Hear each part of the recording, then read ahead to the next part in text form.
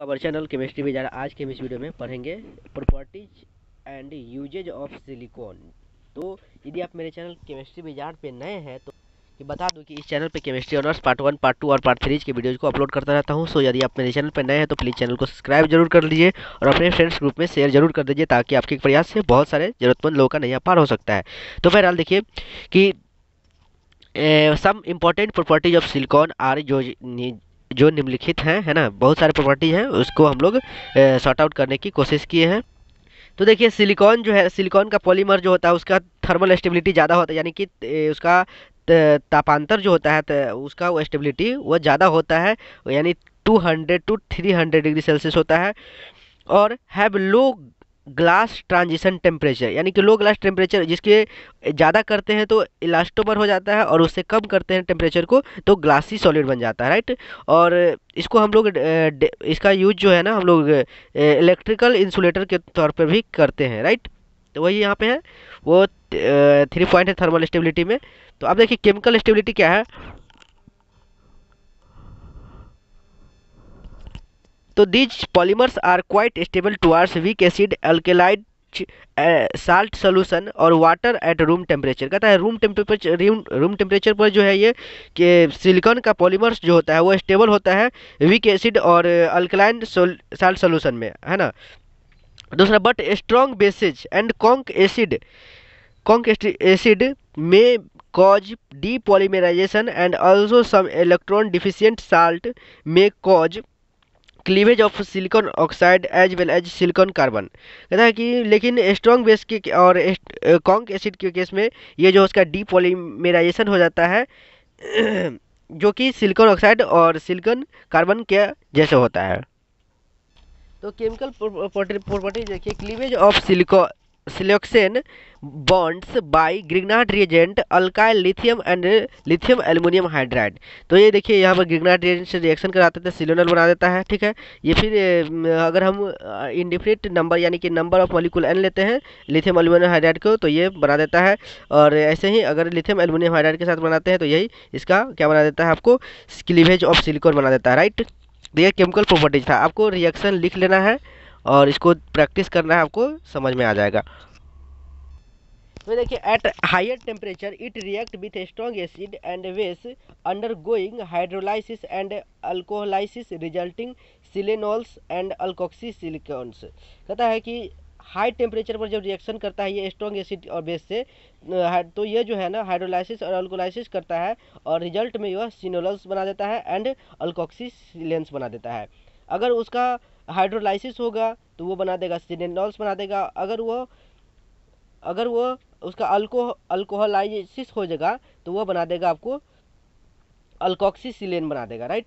तो यही है उसका। Greater the substitution on silicones greater will be ease of hydrolysis in case of acid and greater difficulty of hydrolysis in case of base. कहता है कि अगर उसका ग्रेटर होगा सब्स्टिट्यूशन सिलिकॉन में तो उसका हाइड्रोलाइसिस भी ज़्यादा होगा, है ना, एसिड के केस में। लेकिन डिफिकल्टी होगा कब, जब उसका हाइड्रोलाइसिस होगा बेस के केस में। तो वही है उसका। चौथा प्रॉपर्टी देख लीजिए सिलिकॉन का, they have water repellent because of surrounding of organic side group. कहता है कि इसका वाटर ये जो है वाटर रिपेलेंट होते हैं क्योंकि ये ऑर्गेनिक ग्रुप के साथ में अटैच रहते हैं, राइट। उसके बाद देखिए, as compare to hydrocarbon oils these are less viscous on cooling. कहता है कि अगर इसका कंपेयर किया जाए हाइड्रोकार्बन आयल से तो ये जो है वो विस्कस कम विस्कस होते हैं, है ना, ऑन कूलिंग, कूल करने पर, ठंडा करने पर।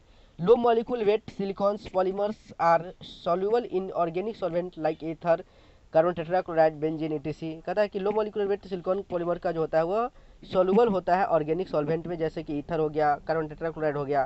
तो यानी कि लो मॉलिक्यूलर वेट, जिसका मॉलिक्यूलर वेट कम होता है उसमें सिलिकॉन जो है सिलिकॉन पॉलीमर घुल जाते हैं। वही है इसका छठा प्रॉपर्टी। सातवां प्रॉपर्टी है they have non stick and anti forming properties. कहता है इस ये जो है नॉन स्टिक और एंटी फॉर्मिंग प्रॉपर्टीज होते हैं, राइट। ये देखिए, strength and energy of silicon are due to stable silica like skeleton S I O.